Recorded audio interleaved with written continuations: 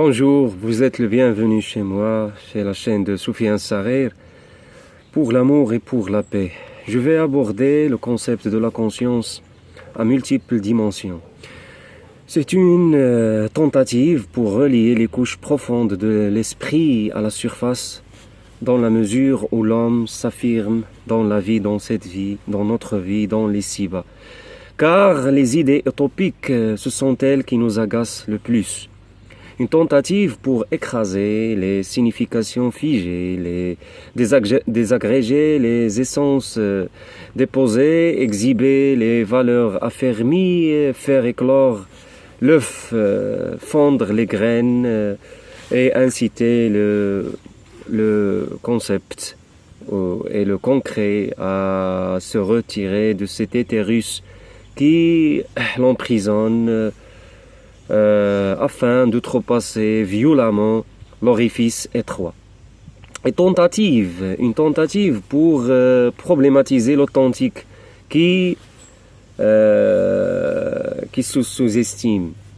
La problématique sera introduite avec la mise en œuvre de deux lignes de pensée, la transcendance et l'immanence. On parle constamment de vouloir changer notre monde, mais il faut se demander par quoi commencer à changer notre manière de voir les choses, comprendre qu'il n'y a pas une vérité absolue, ultime, unique, absolue, développer une perspective singulière et authentique, faire sauter les croyances qui ossifient notre existence. C'est ce qui doit passer pour l'essentiel.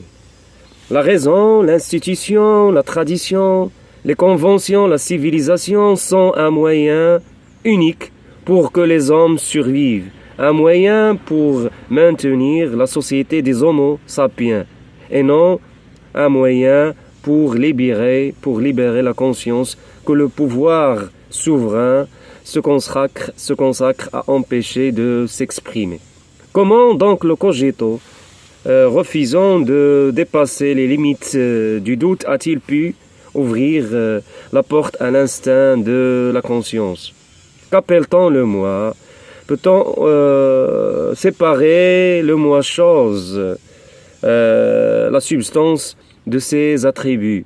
La conscience jouit-elle vraiment d'une réalité essentielle? Est-elle un sentiment immédiat précédant toute sensation et toute imagination? Est-elle la connaissance réflexive du sujet présent à lui-même dans ses représentations? Seule la pensée conduit-elle le moi à affirmer son existence? Comment peut-on joindre en l'homme la nature corporelle avec ou à la nature spirituelle et rationnelle sans porter atteinte à sa liberté? Comment concilier l'immanence à la transcendance? Le sujet a-t-il conscience de soi-même en tant que sujet sûr de son identité? Ou se heurte-t-il toujours à la perception, aux illusions, au devenir? Pourquoi le moi chose? Pourquoi le moi chose qui pense dépasse-t-il le cadre de la conscience et de la connaissance? Pourquoi le corps n'est absolument pas le véhicule de l'âme? L'âme est-elle vraiment une substance spirituelle capable de se ressaisir elle-même dans la réflexion? Quelle est la nature du rapport entre la conscience et les choses? La conscience est-elle véritablement une mémoire? Étant donné que nos réflexes précèdent notre pensée consciente, peut-on conclure qu'il y a contradiction entre le conscient et l'inconscient, ou tout simplement une transformation dynamique. Comment l'existence sociale détermine-t-elle la conscience des hommes? Qu'est-ce qui empêche les gens d'avoir une vraie connaissance de leurs conditions de vie? Qui sommes-nous? Qu'allons-nous devenir? Nous qui connaissons nous-mêmes par l'introspection et faisons croire à nous-mêmes que nous connaissons nous-mêmes par nous-mêmes dans notre marche sur le sable mouvant. Nous qui tentons d'endormir nos troubles internes dans l'espoir de se réconcilier avec soi par la morale héritée. Le paradoxe est, d'un côté, les nouveaux médias numériques, le système de la connaissance scientifique, le commerce international et les chartes mondiales nous unissent.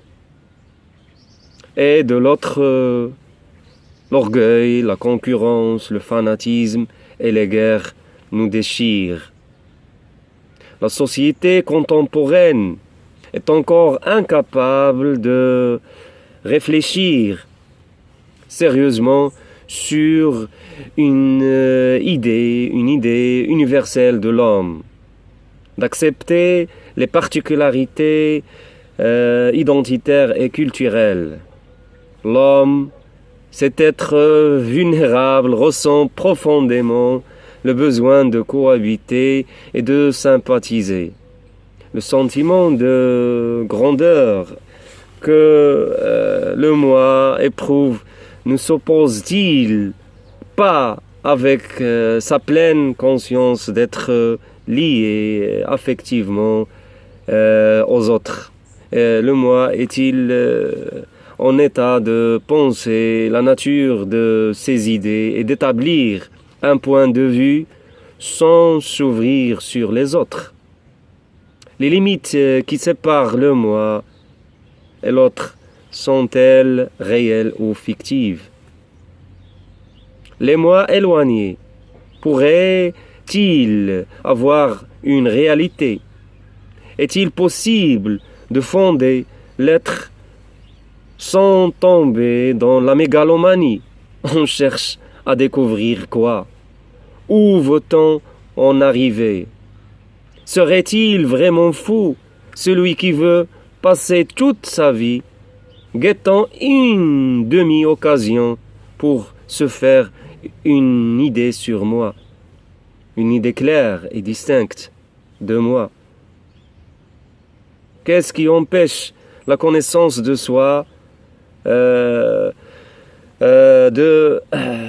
s'identifier à l'amour, à l'entraide, à la tolérance, les différentes facettes d'une seule entité?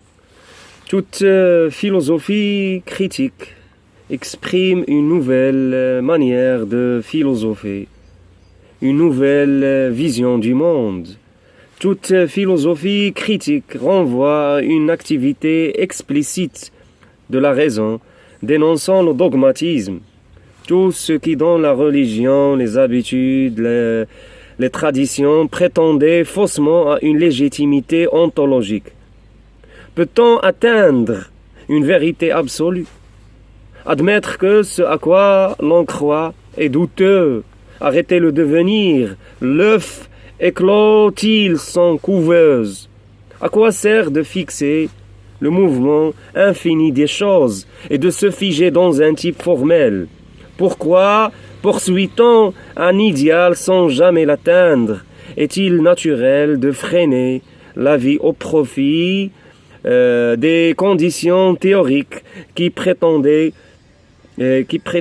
déterminer l'existence humaine? Et si prévoir veut dire projeter ce qu'on a perçu dans le passé sur l'avenir, en envisageant une nouvelle synthèse dans un nouveau système, synthèse constituée par les éléments anciens déjà perçus, alors comment peut-on imaginer à l'avance nos simples états psychiques jamais perçus.